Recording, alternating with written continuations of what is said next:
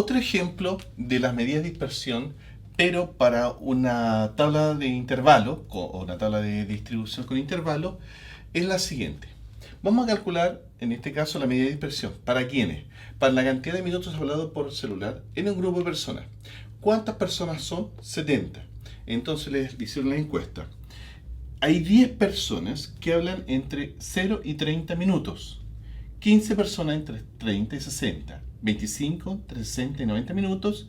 8 personas entre 90 y 120. Y 12 personas entre 120 y 150 minutos. Entonces vamos a calcular la medida de dispersión. Antes de calcular la medida de dispersión, recuerden que es esencial calcular el promedio. La medida de dispersión tiene que considerar el promedio. Bien, el promedio va a ser igual a, en este caso, la marca de clase por la frecuencia absoluta. 15 por 10 más 45 por 15. 45 por 15 más 75 por 25 por 25 más 105 por 8 más 135 por 12 y todo esto dividido por el total de casos, que en este caso sería 70. Bien, si calculamos la multiplicación y lo sumamos y luego lo dividimos por 70, su resultado va a ser 74. El promedio para esta distribución es 74. ¿74 qué? Minutos hablados en promedio. ¿Para quiénes? Para estas 70 personas. Entonces, en promedio se habla 74 minutos. Recuerden que la marca de clase es el promedio entre estos dos valores. Entre 0 y 30 se suma y se divide por 2, 15. 30 más 60, 90 dividido por 2, 45. Y así, es el promedio entre estos dos valores en la marca de clase. Promedio, y vamos a calcular la primera. La desviación media, vamos a utilizar la siguiente fórmula, que es la sumatoria de ¿qué? De la marca de clase de cada intervalo menos el promedio en valor absoluto por la frecuencia dividido por n. Esta es la fórmula que vamos a ocupar para un intervalo, para una tabla de frecuencia con intervalo. Bien, vamos por haciendo el primero. El primer valor, que es la marca de clase, 15. Le resto el promedio, que es 74. Y lo multiplico con la frecuencia. En este caso, 10. Más 45. Menos el promedio, que es 74, por 15, que es la frecuencia. Más 75 menos 74, que es el promedio, por la frecuencia, que es 25. Vamos a hacer acá abajo. Más 105 menos 74 por 8 más 135 menos el promedio, que es 74, por 12. Y a todo esto lo vamos a dividir por, o multiplicar por 1 partido por el total de casos, que es 70.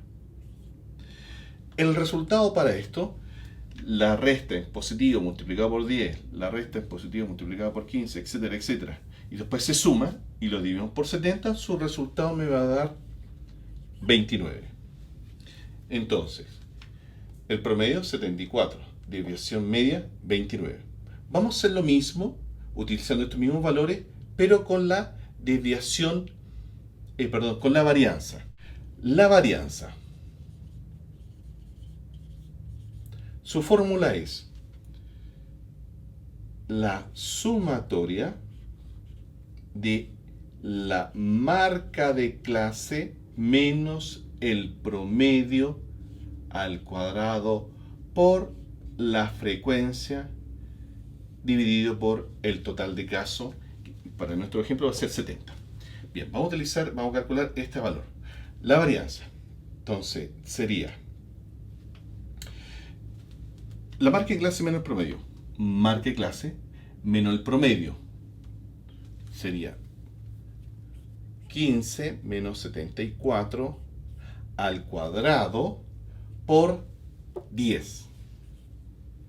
Más, en el segundo caso, 45 menos 74 al cuadrado por 15 más. Tercer caso, 75 menos 74 al cuadrado por 25 más abajo, 105 menos el promedio al cuadrado por 8 más 135 menos el promedio al cuadrado por 12. Y a todo esto lo vamos a dividir por 70.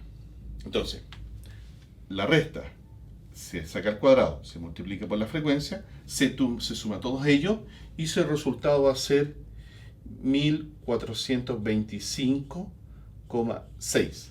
Ese va a ser la desviación, perdón, la varianza para ese resultado.